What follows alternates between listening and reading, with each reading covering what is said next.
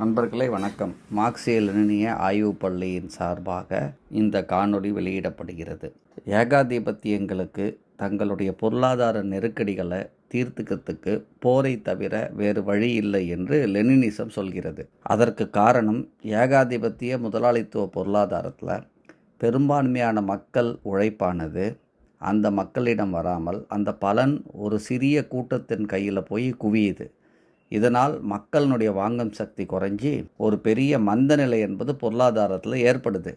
இன்றைக்கு அமெரிக்கா நடத்துகிற போர் அமெரிக்கா உலகத்திலேயே மிகப்பெரிய கடங்கார நாடாக இருப்பதும் அதனுடைய பொருளாதாரம் மிக நீண்ட காலமாகவே வளர்ச்சி பெறாமல் இருப்பதும் அமெரிக்கா ஒரு திவால் நிலையை நோக்கி தள்ளப்படுறதுனால்தான் நேரடியாக எல்லா நாடுகளினுடைய பொருளாதாரத்தையும் சுரண்ட வேண்டும்னு அமெரிக்கா முடிவு பண்ணியிருக்கு. இந்த போரில் பண்பு ரீதியான மாற்றம் என்னென்னா, முன்னாடி மறைமுகமாக ஒப்பந்தங்கள் மூலமாகவோ அல்லது சிறிய சிறிய இராணுவ நடவடிக்கையை வைத்தோ அல்லது மிரட்டியோ தனக்கு சாதகமான பொருளாதார ஒப்பந்தங்களை போட்ட அமெரிக்கா இன்றைக்கு அந்த நிலையெல்லாம் தாண்டி அதற்கெல்லாம் நேரம் எடுத்துக்காமல் நேரடியாகவே உலக தலைவர்களை மிரட்டுவது, இல்லைன்னா உங்கள் நாட்டிலேயே புகுந்து உங்களை தூக்கிடுவேன்னு சொல்லுவது, உங்கள் நாட்டை அழிச்சிடுவேன்னு சொல்லி தனக்கு சாதகமான பொருளாதார ஒப்பந்தங்களை போட முடிவு செய்யுது. அதுதான் ஒரு பண்பு ரீதியான மாற்றம். ஈரான் என்பது அதற்கு எதிராக இருக்கவே, ஈரான் பணியாமல் இருக்கவே அந்த ஈரான் மேலே போர் தொடுத்திருக்கு. ஆனால் அது எதிர்பாராத வடிவமாக ஈரான் திருப்பி அடிக்குது. இது வெளியில் இருக்கிற சூழ்நிலை. இதில் நாம் பார்க்க வேண்டியது என்னென்னா, இந்த ஏகாதிபத்தியங்கள் நாடு பிடிக்கும் கொள்கைகளில் தங்களுக்குள்ளேயே முரண்படும் என்று லெனினிசம் சொல்லுது. அதாவது ஏகாதிபத்தியங்களுக்கு உள்ளேயே நாடு பிடிப்பதில் ஒரு போட்டியும் அவர்களுக்குள்ளேயே முரண்பாடுகளும் தோன்றும். அந்த முரண்பாடுகள் தோன்றும் பொழுது அதை உலகம் முழுதும் இருக்கிற முற்போக்கு சக்திகள், பொது உடைமை சக்திகள் பயன்படுத்தி கொண்டு அந்தந்த நாட்டில் இருக்கிற மக்களுக்கு உண்மையை சொல்லி இந்த ஏகாதிபத்திய போர் என்பது முதலாளிகளுடைய போர், இது உழைக்கும் மக்கள் போர் இல்லை என்று சொல்லி அந்தந்த நாடுகளில் புரட்சி இயக்கத்தை வளர்க்கணுன்னு தான் லெனினிசம் நமக்கு போதிக்குது. அதை நிரூபிக்கும் வகையில் இன்றைக்கு இராணுவ தளங்களை பயன்படுத்த அனுமதி இல்லை அப்படின்னு ஸ்பெயினுடைய பிரதமர் சான்செஸ் நேரடியாகவே அறிவிச்சிருக்காரு. ஈரான் மீதான அமெரிக்காவும் இஸ்ரேலும் செய்யும் தாக்குதல் கொடூரமானது, பேரழிவானதுன்னு அவர் பகிரங்கமாக கண்டிக்கிறார். அமெரிக்காவினுடைய வணிக மிரட்டல்களுக்கு ஸ்பெயின் ஒருபோதும் அடிபணியாது என்று அவர் சொல்கிறார். அது மட்டுமல்ல, ஐக்கிய நாடுகள் பாதுகாப்பு ஒப்பந்தங்கள் நெறிமுறைகளை மீறி செய்கிற எந்த போருக்கும் எங்களுடைய நாட்டை பயன்படுத்த நாங்கள் அனுமதிக்க மாட்டோம் என்று அவர் உறுதியாக சொல்கிறார்.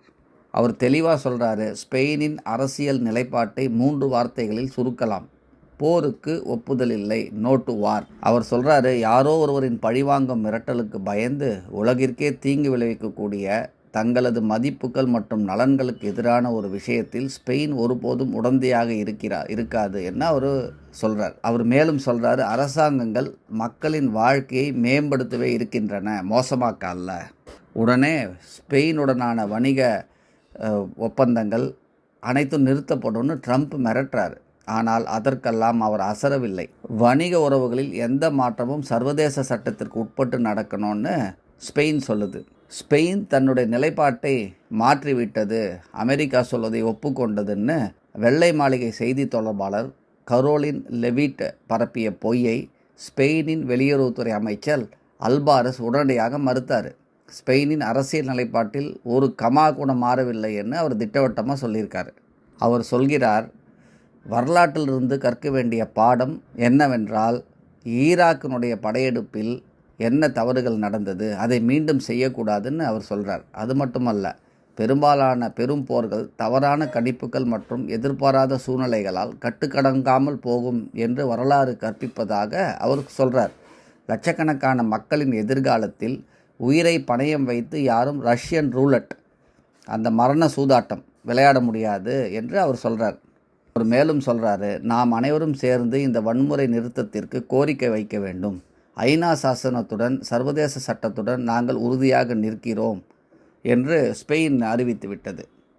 நேட்டோ அமைப்பில் உள்ள ஸ்பெயினில் பிரதமராக இருக்கிற சான்சஸ் இருப்பதில் ஒரு முற்போக்கான ஐரோப்பிய தலைவராக கருதப்படுறார். ட்ரம்ப் ஸ்பெயினை மோசமான கூட்டாளி என்று விமர்சித்தார். அதையும் மீறி ஸ்பெயின் உறுதியாக நிற்பதை ஈரானுடைய ஜனாதிபதி மசூத் பெசேஷிகியன் பாராட்டியிருக்கார். அதே போல் ஐரோப்பிய ஒன்றியமும் ஸ்பெயினுக்கு ஆதரவாக அறிக்கை வெளியிட்டிருக்கு. இதிலிருந்து என்ன தெரியுதென்றால், இந்த உலகப் போரில் ஏகாதிபத்திய நாடுகள் நேட்டோ நாடுகளுக்கு இடையே முரண்பாடு தோன்றி இருக்குது என்பதை ஒரு பொது உடைமைவாதிகளாக, ஒரு முற்போக்காளராக நாம் குறித்து வைத்து கொள்ள வேண்டும். நண்பர்களே, வணக்கம்.